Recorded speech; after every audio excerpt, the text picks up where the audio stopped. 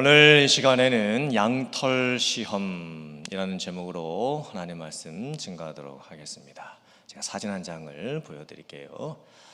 개가 고양이 앞에서 지저대고 있습니다. 그런데 고양이의 모습을 보면 개가 저렇게 지저대는데도 그 앞에 가만히 있습니다. 사실 고양이 입장에서 봤을 때 개가 얼마나 두렵겠습니까? 얼마나 무섭겠습니까? 근데 어떻게 저렇게 짖는 개 앞에서 가만히 앉아 있을까? 저 사진이 만약에 진짜 찍은 사진이라면 순간 그 상황을 정말 기가 막히게 포착을 했습니다. 근데 만약에 저게 컴퓨터 그래픽으로 연출을 한 사진이라면 그 연출자의 의도는 분명합니다. 어떻게 고양이가 짖는 개 앞에 저렇게 가만히 있을 수 있을까? 지금 개가 어떻게 되어 있죠? 목이?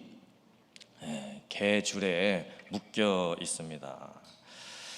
개가 줄에 그 목이 묶여 있다는 것을 고양이가 알고 있기 때문입니다.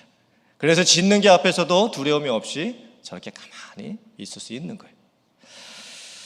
저희 아이들이 어렸을 때에 시티에서 운영하는 야외 수영장에 방학 때가 되어서 수영을 이렇게 배운 적이 있었습니다. 그때 한국식 수영 강습법하고 미국식 수영 강습법하고 얼마나 다른지를 제가 그때 알게 됐습니다.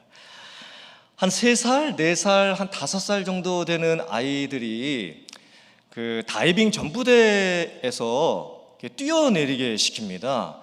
사실 그 아이들은 수영을 전혀 할 줄 모르는 아이들입니다. 그 아이들이 다이빙 점프대에 서가지고 얼마나 두렵겠습니까?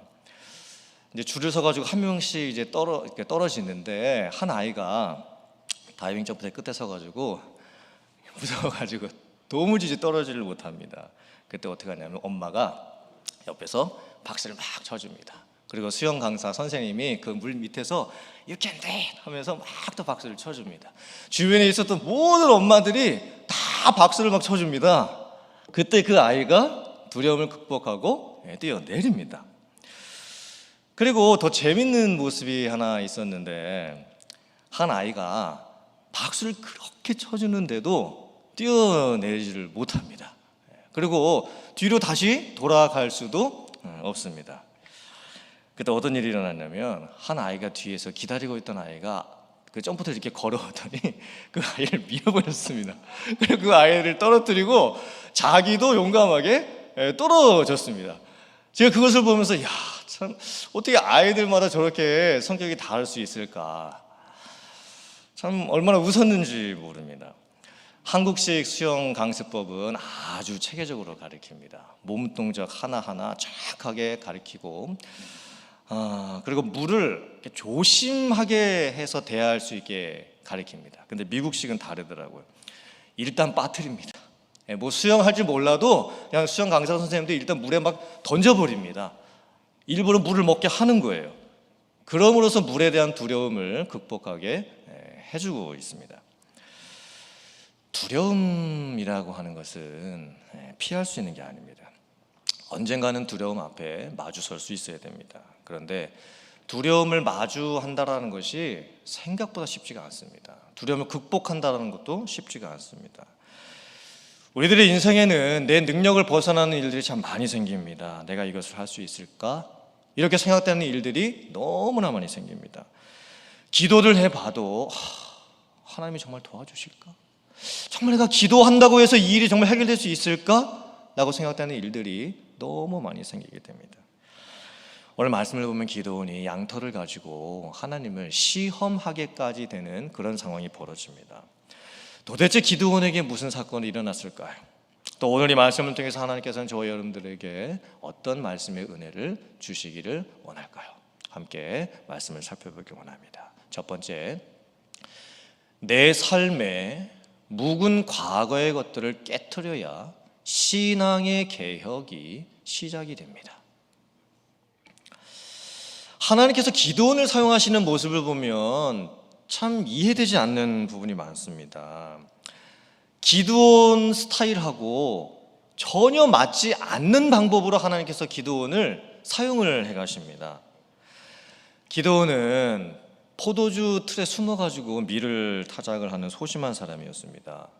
큰 용사여 하나님께서 나와 함께 하시는도다 말씀하셨음에도 불구하고 기도는 하나님, 저는 부족한 사람입니다. 저는 못하겠습니다. 증거를 보여주십시오. 이렇게 반문을 합니다.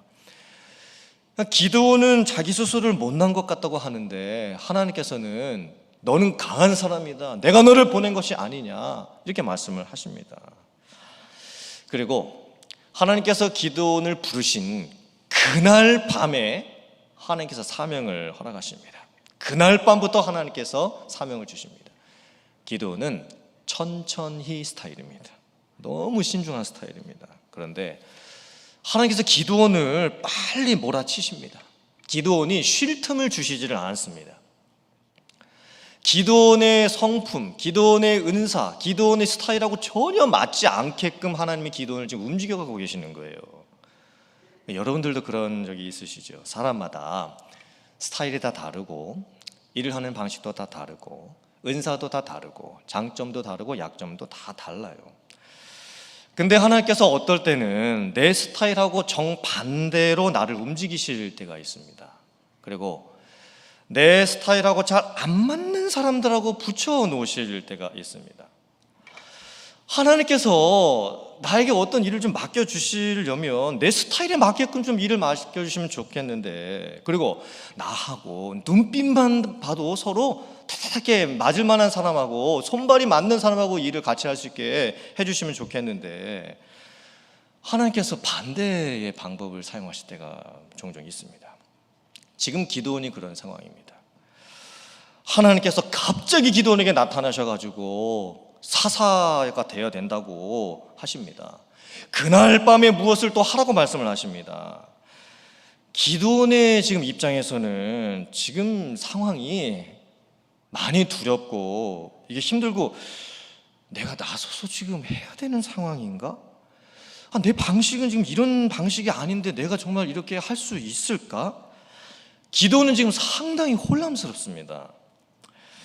왜 하나님께서 이렇게 하실까요? 하나님께서 기도원이 가지고 있는 자기의 과거의 스타일, 자기의 모습을 깨트리게 하시는 거예요.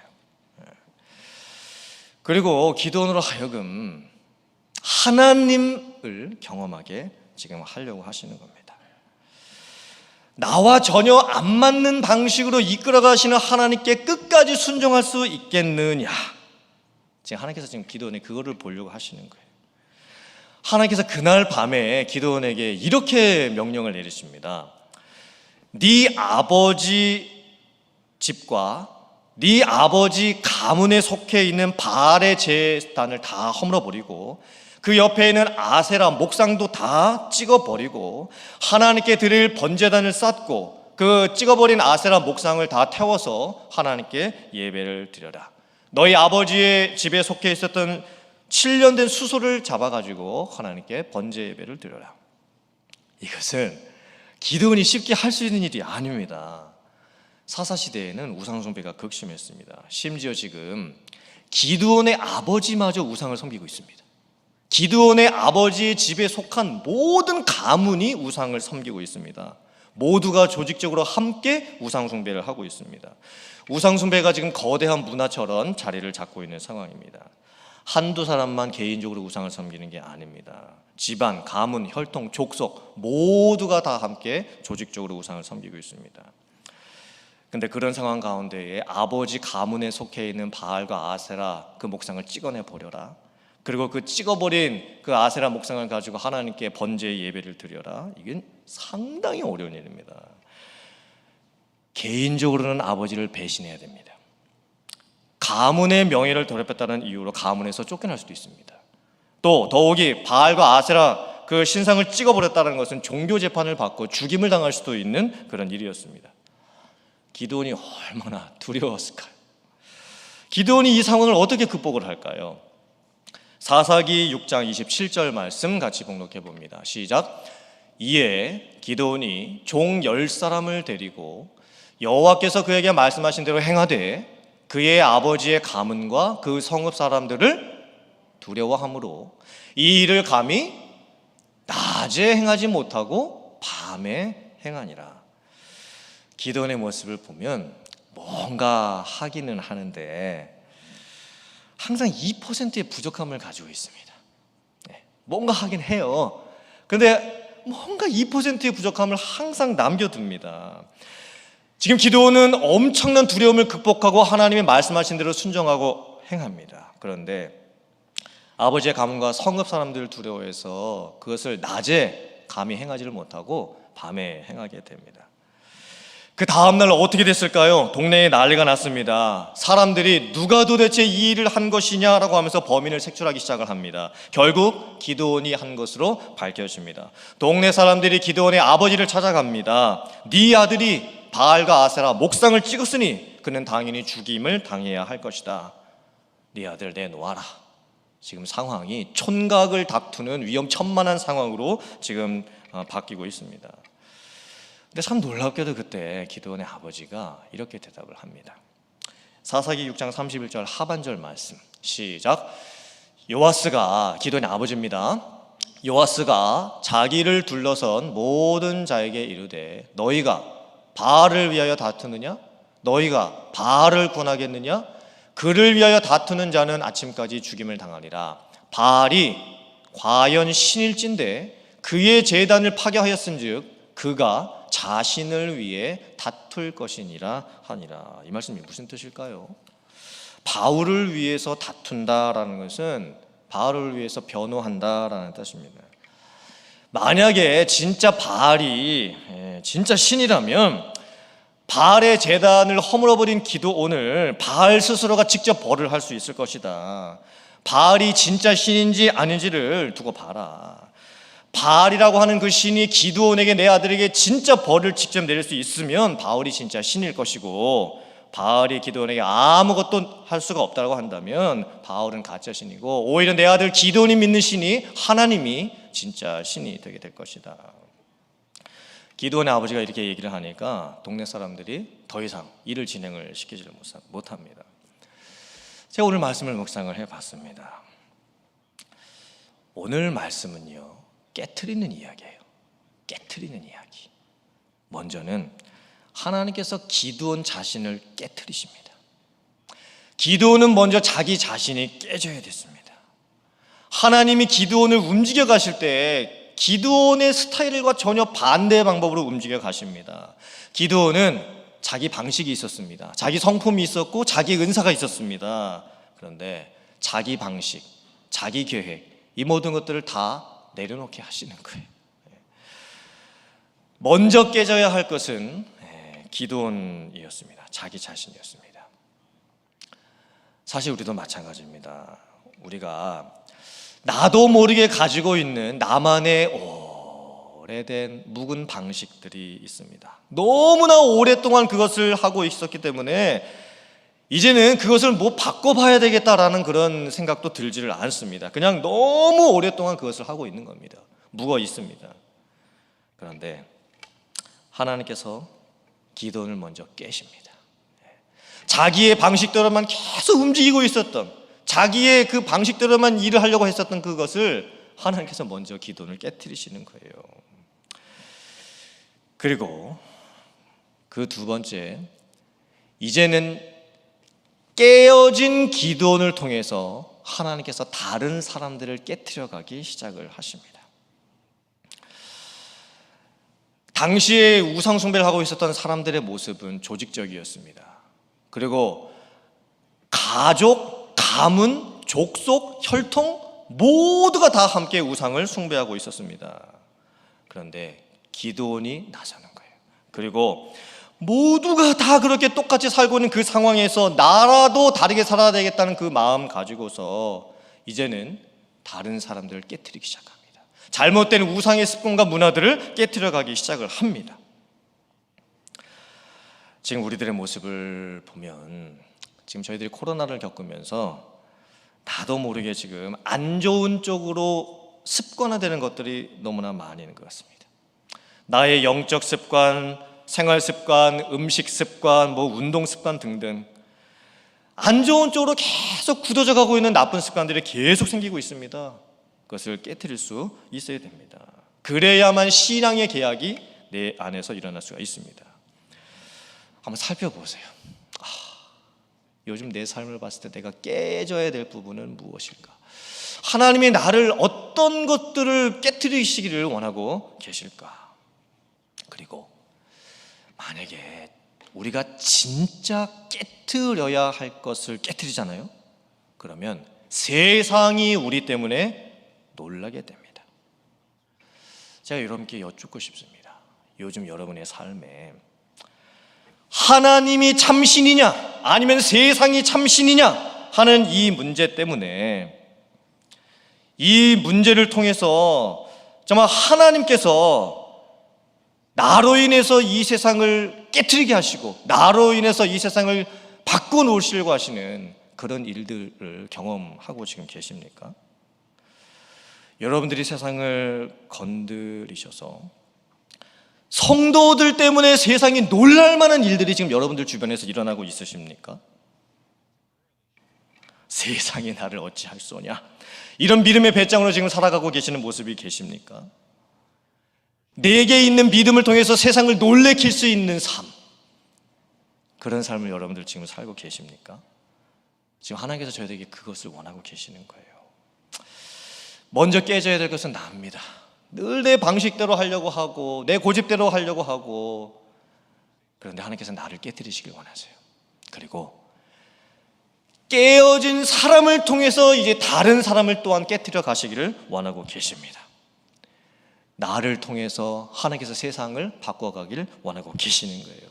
성도님들, 세상을 놀래킬 수 있는 그런 믿음의 삶을 살아가시는 성도님들 되시기를 주님의 이름으로 축원합니다.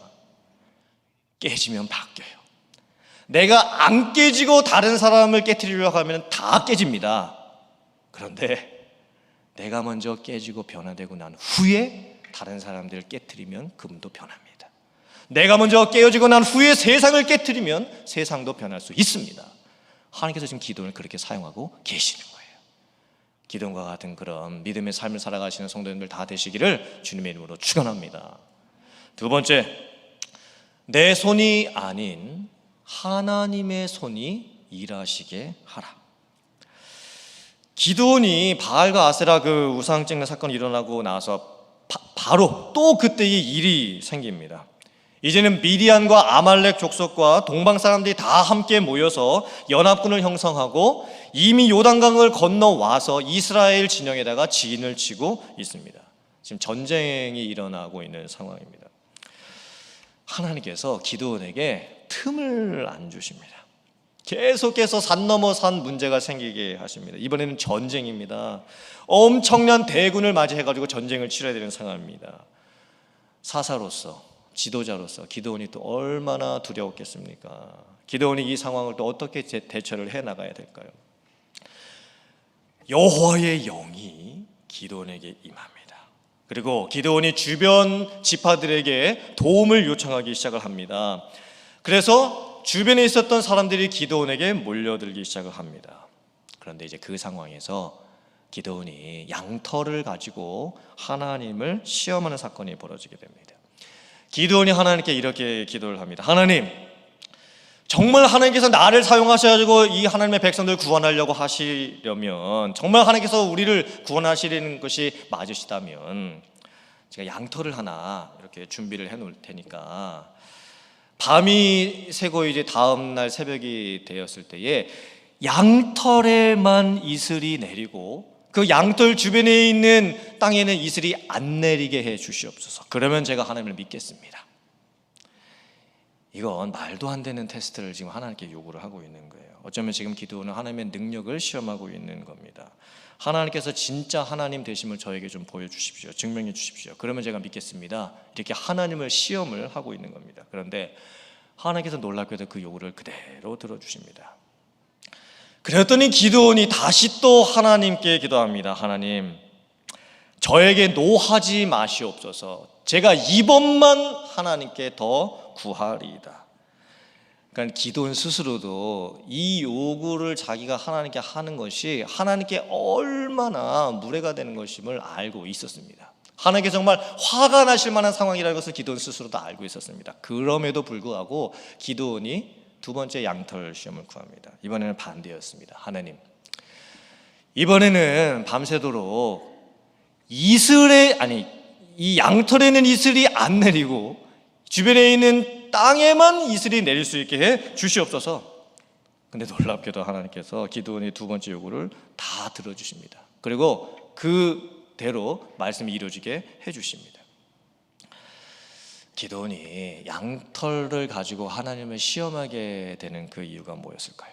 오늘 말씀을 보면 정확하게 그 답이 나옵니다. 화면 한번 보여주세요. 여호와의 영이 기드온에게 임하시니, 이 말씀은 딱 한 번 나옵니다. 그리고 그 다음 계속 보세요. 뭐가 반복되고 있죠? 내 손으로, 내가, 내 손으로, 내가.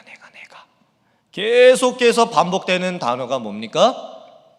내가, 내 손으로. 이 단어가 계속 반복되고 있습니다. 여호와의 영이 기드온에게 임한 것은 단 한 번입니다. 그리고 나서는 계속 기드온은 스스로 내가, 내 손으로 이렇게 말을 하고 있는 거예요. 이 결정적인 기드온의 잘못이었습니다. 자기 손으로 무엇인가를 해보려고 하는 그 모습입니다. 근데 내 손을 보면 결과가 어떻게 되냐면 두려움이 생깁니다. 내가 할 수 있을까? 내가 하는 일이 잘 될까? 하나님이 날 도와주실까? 정말 기도한다고 이 일이 될까? 그런데 우리가 기도원을 보고 뭐라고 할 수가 있을까요? 우리가 기도원 보고 어떻게 기도원이 믿음이 그것밖에 안 되냐고 책망할 수가 있을까요? 어떻게 사사로서 지도자로서 리더십이 그것밖에 안 되냐고 우리가 그렇게 기도원에게 뭐라고 할 수 있을까요? 오늘 말씀을 봤을 때 만약에 기드온이 불의한 목적을 가지고 불경건한 악의적 목적을 가지고 양털을 가지고 하나님을 시험했다고 한다면 하나님은 그 요구를 들어주시지 않으셨을 겁니다. 하나님께서는 기드온의 부족함, 연약함, 신중함, 두려움 다 알고 계셨어요. 기드온이 어떤 테스트를 거쳐서 궁극적으로 두려움을 극복하고 하나님의 사람이 되어야 할지 하나님은 다 알고 계셨습니다. 성도님들, 우리가 기드온을 볼 때 기드온이 정말 동감되지 않으십니까? 기드온이 양털을 가지고 하나님을 시험했던 그 마음이 충분히 이해가 되지 않으십니까? 정말 우리들의 삶을 봐도 하나님이 이거를 되게 해주실까 안 되게 해주실까? 내가 기도했을 때 이게 정말 될까 안 될까 하는 이런 상황들이 우리의 삶에 얼마나 많이 생깁니까? 아마 우리도 실제 양털 갖고 하나님을 시험하지는 않았지만 우리의 마음속으로 기드온처럼 하나님께 했던 적이 얼마나 많이 있었는지 모릅니다. 근데 제가 말씀을 묵상하면서 이 기드온이 양털을 가지고 하나님을 시험했던 것을 다른 관점으로 생각을 좀 해봤는데, 두려움이 생긴다라는 것은요, 하나님을 향해서 한 발자국을 내딛었기 때문에 두려움이 생기는 거예요. 만약에 아무것도 안 하고 가만히 있으면 두려움은 생기질 않습니다. 사사시대 바알과 아세라 신을 섬기면서 다른 사람들이 하고 있는 것처럼 똑같이 나도 하고 있으면 두려움이 생기지 않습니다. 무엇인가 하나님께 대한 믿음을 가지고 도전하는 사람에게 두려움이 생깁니다. 한 발자국 하나님을 향해서 내딛고 싶은 그 믿음의 발자국을 걷고 싶은 그 사람에게 두려움이 생기는 거예요.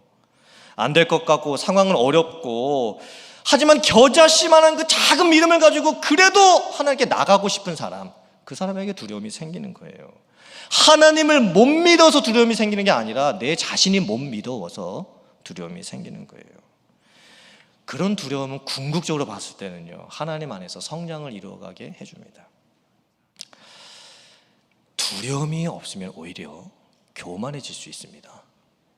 자기 자신을 믿잖아요. 그 두려움이 하나도 없으면 교만해질 수 있습니다. 그런데 정말 하나님 앞에서의 두려움, 하나님을 믿지만 내 자신이 못 믿어서 그래도 그 겨자씨만한 믿음을 가지고 하나님 앞에 나가고 싶은 그 사람, 진짜 두려움을 갖고 있는 사람에게는요, 그 두려움이 문제가 되지 않습니다. 하나님께서 그 두려움마저도 사용하셔서 하나님의 사람으로 바꾸어 가시는 줄 믿습니다. 오늘 말씀을 보면서 2% 이 부족한 기도원의 모습을 통해서 우리는 어떻게 해야 될까요? 기도원에게 어떤 모습이 있었으면 더 좋았을까요? 여호와의 영이 임하시니, 이 말씀을 저희들이 기억해야 돼요. 임하시니, 이 단어가 히브리어로 라브사라는 단어인데 그 뜻은 옷을 입히다라는 뜻이에요. 당시 전쟁을 앞둔 상황에서 사람들은 다 갑옷을 입었습니다. 군인으로서 입어야 될 무장을 했습니다. 쇠사슬과 무거운 그 갑옷으로 자기가 옷을 입었습니다. 그런데 하나님께서 기드온에게 옷을 입혀주세요. 무슨 옷입니까? 여호와의 영이 임하는 옷을 입혀주시는 거예요. 이미 하나님께서 기드온에게 엄청난 옷을 입혀주셨습니다. 다른 게 필요 없습니다. 사랑하는 성도님들, 내가 내 손으로 이 단어를 여러분의 삶에 이제 지우세요. 그리고 여호와의 영으로 옷 입게 해 주시옵소서. 이 간구를 할 수 있는 여러분들 되시길 주님의 이름으로 축원합니다. 사사기 31장 3절 말씀, 이사야서 31장 3절 말씀 같이 한번 읽어보겠습니다. 시작.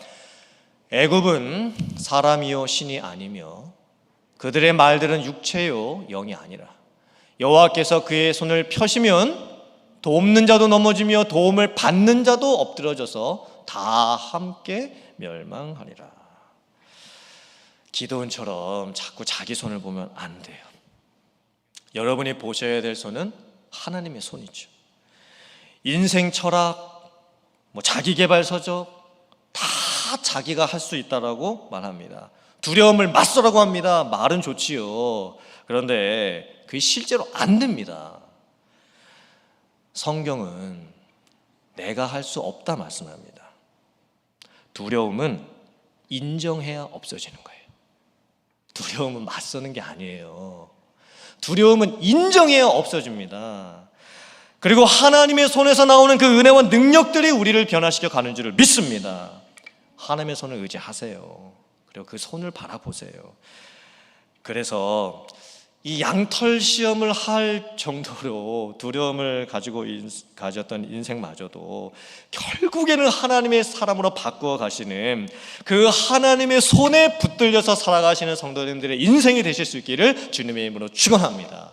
여러분을 통해서 여러분 자신이 먼저 깨지시고 변한 여러분을 통해서 다른 사람들도 바꾸시고 세상을 놀랍게 할 수 있을 정도의 믿음의 삶을 살아가시는 여러분들 되시기를 주님의 이름으로 축원합니다.